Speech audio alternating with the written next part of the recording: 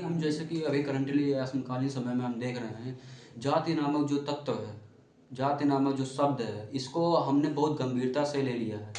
आज हम देख रहे हैं कि जाति जो शब्द है या जाति से संबंधित जो उसका भाव है, वो अब हम देखते हैं कि कैंपस में वो संस्थाकृत है, और हम देख रहे हैं कि संस्थाकृत में हो गया है। और हम देख रहे हैं कि कैंपस में, और हम देख रहे हैं कि मित्र का मित्र में, और देख रहे हैं फिर मित्र का प्रोफेसर के बीच में ये जाति नामक जो तत्व है, ये बहुत ही अपनी वरीयता ले चुका है।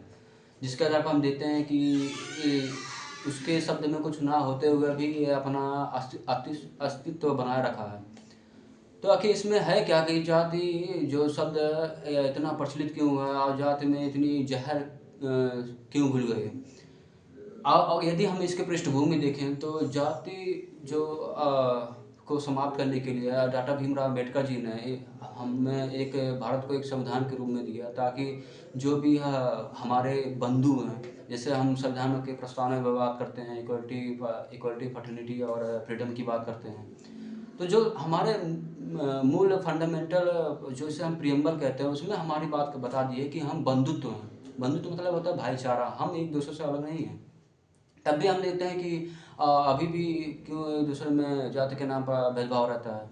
तो इसको वैधानिक तरीके से या संवैधानिक तरीके से इसका नियंत्रण तो हो गया, जैसे भीमराव अम्बेडकर ने कर दिया, लेकिन फिर भी हम देखते हैं कि इसका संस्था में या साथियों के बीच ये अपना एक वर्चस्व बनाए रखा हुआ है। तो ये इसका, अगर जो हम इसका दार्शनिक कारण या मनोवैज्ञानिक कारण देखेंगे, तो दार्शनिक कारण यह है कि जाति को हमने ले लिया है बाय बर्थ ले लिया है कि हमारा जिस कुल में या गोत्र में या किसी से भी समाज में या देश में पैदा हुआ, वो आपका जाति होगी। अगर हम एक नॉर्मली देखें, एक सामान्य दृष्टिकोण से देखें कि जो हमारा जन्म भी होता है वो एक संयोगी के सहवास के माध्यम से होता है, वो हम हार्मोनल होता है।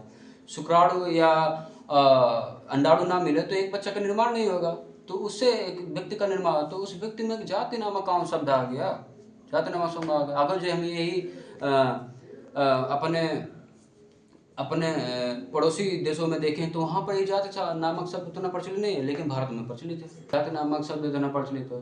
तो इसका जवाब दार्शनिक कारण देते हैं कि जाति जो हमने जन्म का ले लिया कि जन्म किसी खास विशिष्ट व्यक्ति का होता है। अरे भाई, शरीर का होता है, शरीर में कोई तो तुम लिखा कर या छाप या ठप्पा लगा कर थोड़ी आएगा कि उसमें कोई जाति नामक शब्द नहीं है।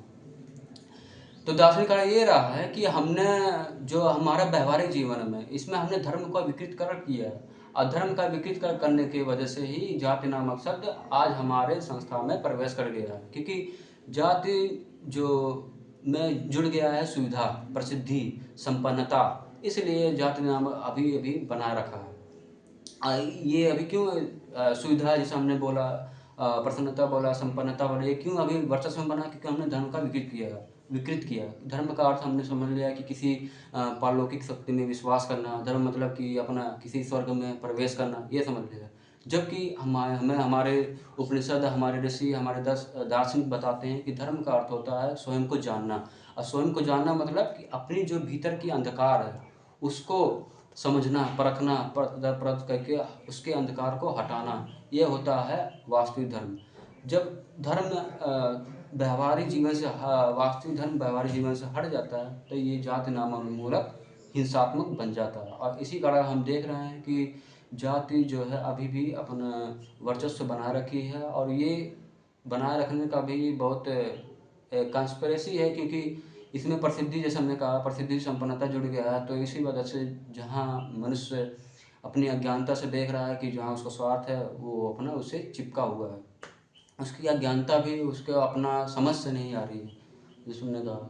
तो इसी आधार पर जाति आज हम देख रहे हैं। फिर हमारे, जिसे हम कहते हैं कि मैच्योरिटी, परिपक्व आदमी किशोर अवस्था में, युवा अवस्था में पहुंच जाता है, और वो एक एकेडमिक लाइफ जीता है, तो वहाँ पर एक व्यक्ति कह लीजिए कि व्यापक समग्र हो जाता है, उसका दृष्टिकोण, उसका जीवन समग्र हो जाता है। तभी भी उस व्यक्तियों में देखते हैं वो चीज़ मौजूद है। तो इसी कारण मौजूद है क्योंकि हमने धर्म का विकृत किया है, और विकृत होने की वजह से हमने बच्चों में, हमने शिक्षा में वो वास्तविक धर्म को लाया नहीं, उसको समाहित नहीं किया। इसी कारण आज हम देखते हैं कि जाति नाम तत्व इतना प्रचलित है। और इसको हटाने के लिए हमें सबसे पहले अपने वास्तविक धर्म यानी कि उपनिषदों के पास जाना पड़ेगा और उसमें देखना पड़ेगा कि ये जाति हमारे स्मृतियों से आ रही है, धर्मसूत्र या धर्म ग्रंथ से आ रही है, या हमारे उपनिषद से या वेदांत से आ रही है। धन्यवाद।